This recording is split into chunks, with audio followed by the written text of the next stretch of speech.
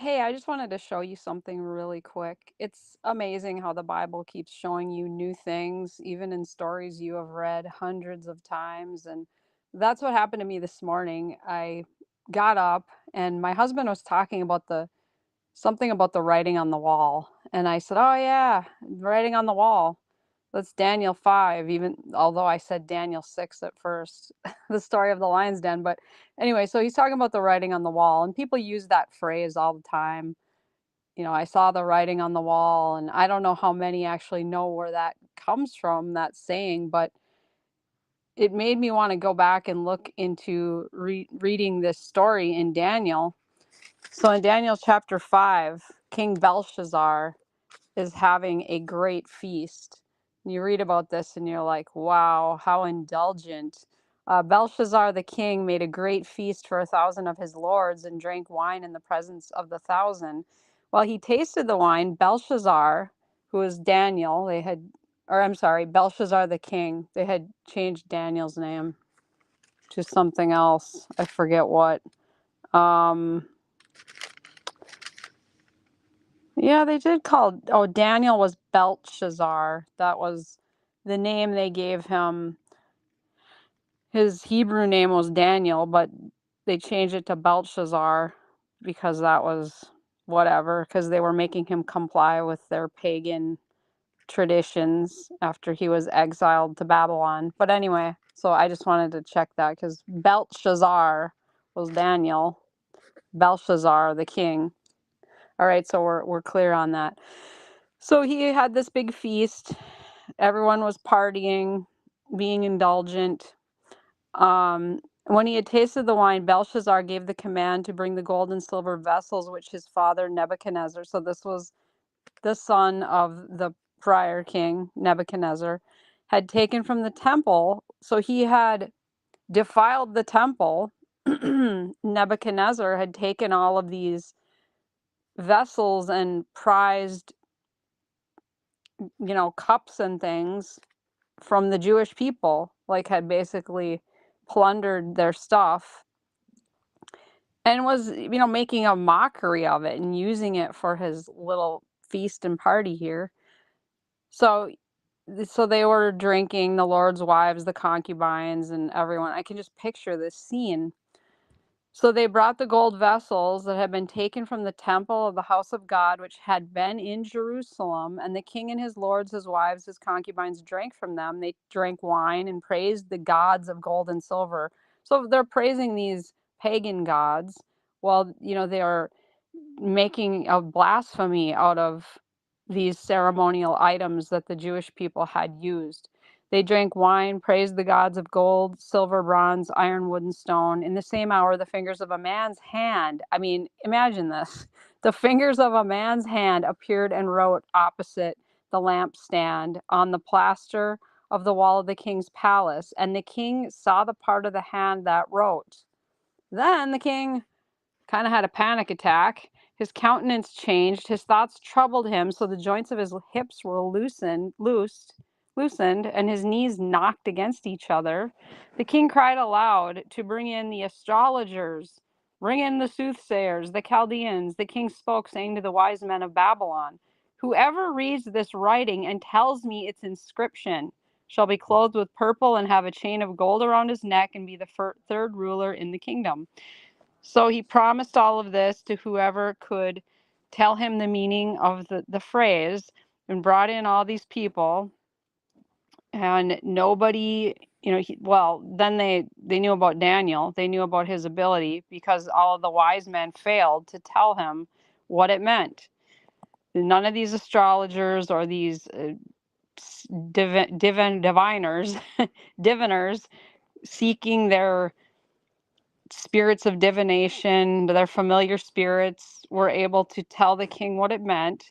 So then somebody tells him about Daniel, or the queen tells him about Daniel. There's a man in your kingdom in whom is the spirit of the holy God, and in the days of your father, light and understanding and wisdom, like the wisdom of the gods, were found in him.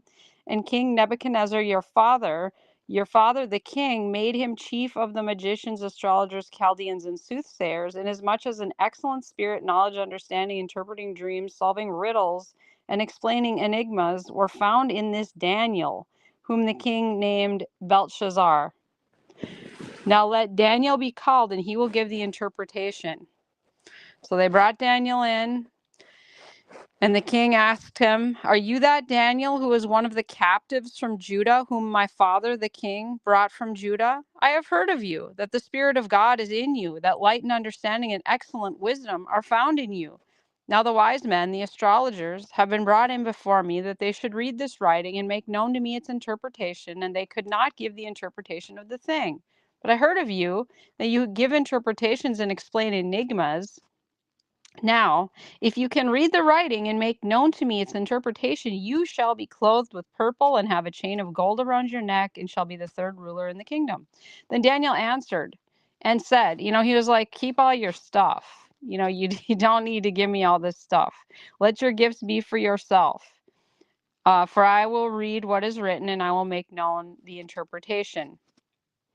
O King, the Most High God gave Nebuchadnezzar your father a kingdom of majesty, glory, and honor, and because of the majesty he gave him, all peoples, nations, and languages trembled and feared before him. Whomever he wished, he executed. Whomever he wished, he kept alive. Whomever he wished, he set up. Whomever he wished, he put down. So he tells him what this caused, that the spirit was lifted. When his heart was lifted up, he became very prideful and was deposed from his kingly throne and took his glory from him and was driven from the sons of men, heart made like beasts, till he knew.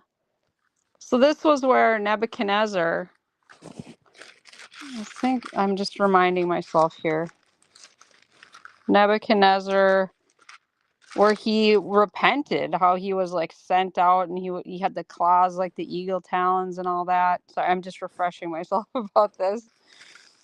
Or maybe I'm confusing it with something else. No, his humiliation. Yeah, here's where it is. He was driven from men and ate grass like oxen. His body was wet with dew from heaven, till his hair had grown like eagle's feathers and his nails like birds' claws. And then, at the time, I, Nebuchadnezzar, lifted my eyes to heaven, and he blessed the Most High and praised and honored him, and he honored God. So Daniel is refreshing about he's relaying all of this. He knew the Most High, so he was driven out. He was living like an animal, basically, till he knew the Most High God. But you, Belshazzar, you have not humbled your heart, like your father did. You knew all of this, and you lifted yourself up against the Lord of heaven. They have brought the vessels of his house before you. So these beautiful ceremonial items that were taken when they went and conquered the Jews and brought all these people captive, Daniel and all these people, and you took booty for yourself and you took all their stuff. God is displeased about that. And you and your lord's wives and concubines have drunk wine from them, and you have praised the gods of silver, gold, bronze, and iron, wood, and stone, which do not see or hear or know, and the God who holds your breath in his hand and owns all your ways, you have not glorified. Then the fingers of the hand were sent from him, and this writing was written in the inscription that was written, Mene, Mene, Tekel, Upharsin. This is the interpretation of each word. Mene, God has numbered your kingdom and finished it. Tekel, you have been weighed in the balances and found wanting. Perez, your kingdom has been divided and given to the Medes. Guess who the Medes were? The Medes were an Iranian people. Iran. Your kingdom has been divided and given to the Medes and Persians. Persia, Iran. Isn't that incredible? Then Belshazzar gave the command, and they clothed Daniel, because he interpreted everything, told them exactly what it meant. They clothed him with purple and put a chain of gold around his neck and made a proclamation concerning him that he should be third ruler in the kingdom. But that very night, Belshazzar, king of the Chaldeans, was slain. And then Darius the Mede, who was a bad guy, got the kingdom when he was 62 years old. Darius the Mede, ruler of the Chaldeans, and again, the Medes are an Iranian people. They were a major political power and ultimately were conquered by Cyrus the Great. So Daniel interprets this meaning of the writing on the wall. It says, Belshazzar, you haven't humbled yourself. You have corrupted these precious items, these ceremonial items to the Jewish people. You have been prideful. You have not learned from your father who knew the Lord and exalted him and humbled himself. You have not learned. And then he was slain that very night. So then, look at this. Like, I've heard the story of Daniel in the lion's den a million times, since I was a child in Sunday school. But what I wanted to point out is that Daniel was a Jewish man. He was taken captive he by the Babylonians. He was forced to abandon his Jewish customs. They gave him this other name. They made him, well, he was favored because God was with him. But in spite of all that, so then he gets thrown in the lion's den and God protects him. But look at this. It's just this morning when we were talking about the writing on the wall, it was just standing out to me. There is an evil, anti-Semitic, demonic plot to kill the Jews, to wipe out the Jews, to remove them from the face of the earth. It goes back centuries. It goes back to the beginning of time.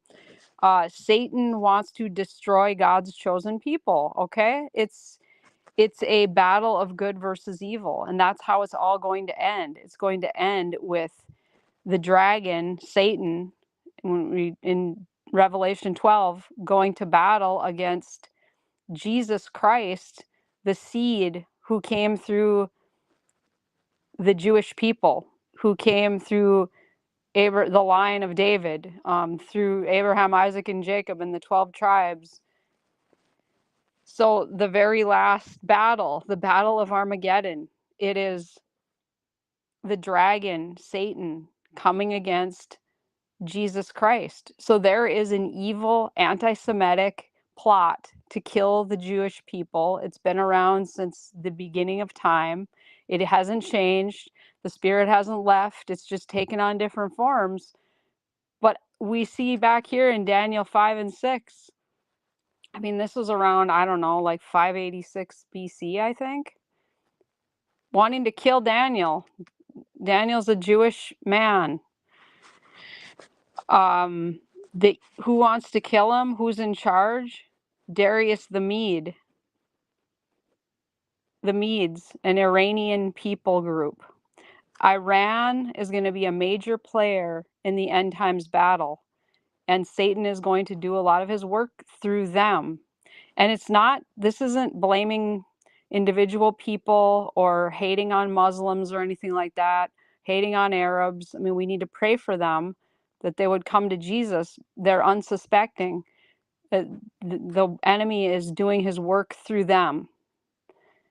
And when people are hateful of the Jewish people and ignore their sovereign election as a nation, and that the Lord is going to preserve a remnant of Jewish people and he's going to do a mighty work through them, through the nation Israel, when we ignore that, we are missing the whole point of the Bible, that this is a huge part of the end times story that we're coming back to again, that we're coming back to. The Lord is going to rescue his people, just like Daniel was rescued from the lion's den here in Daniel 6, how Daniel was supernaturally protected. See, this is what's blowing my mind this morning, because I've read this story a million times.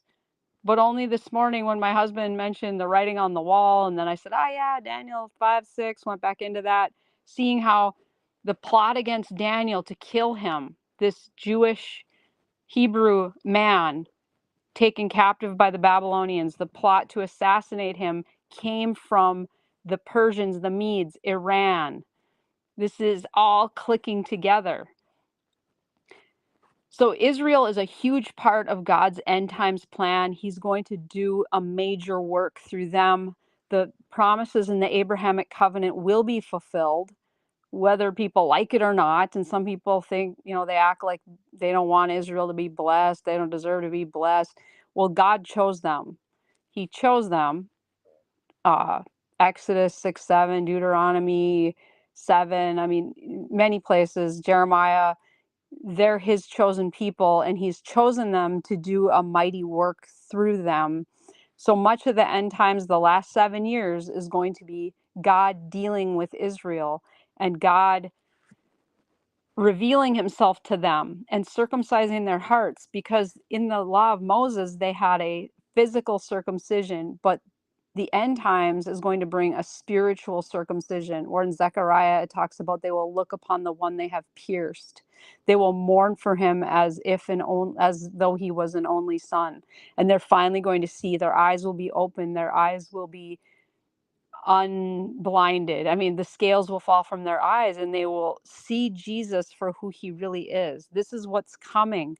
We're coming to this so soon. But this is an old demonic plot to assassinate the Jews. So when you hear people talk like the Palestinians, they're not even Palestinians, they're really Philistines. From the river to the sea, Palestine will be free. That means they want to eradicate the Jewish people. They want to wipe them off the map. There's no peaceful coexistence. There's, in the Quran, when you read it, there's no, we're going to get along and live side by side, because the spirit of Satan is behind this movement to wipe out the Jews. And this anti-Semitic spirit has risen up through the ages, the Holocaust, and going back even in Esther, the plot to assassinate the Jews. It comes around again and again.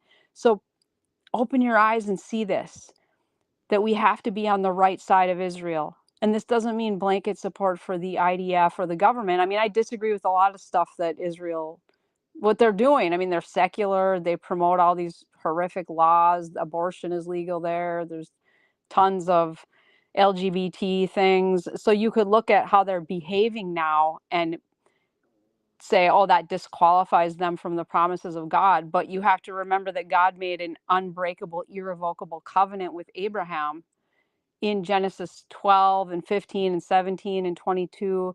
He made a covenant to give his descendants land, spiritual blessing, and seed, that there would always be a remnant preserved. So all of that was promised to Abraham, and it's an irrevocable covenant. We read about that in Romans 11:29. It is irrevocable. It's not dependent on their behavior or their adherence to it. So the Lord will fulfill every aspect of that covenant. And I just implore people to get on the right side of God. We don't want to be enemies of Israel. We don't want to be enemies of his chosen people. We're told to pray for the peace of Jerusalem and pray that they would come to Jesus, that their eyes would be opened. And there aren't two separate covenants. There's one way to be saved is believing on the name of Jesus Christ. And some of them, people, Jews and Gentiles, are going to die during the tribulation, the time of Jacob's trouble, going to die 2/3, and then 1/3 will be spared and will repent and come to Jesus. So anyway, that's it. I was just really, my mind was kind of blown when I was looking back at the connections with Daniel's Jewish ethnicity, the plot to kill him, and Darius the Mede, the ruler of the Chaldeans, and the Medes, the Iranian Medes. It's just like amazing to see these connections here. And the more you study the Bible, the more you see this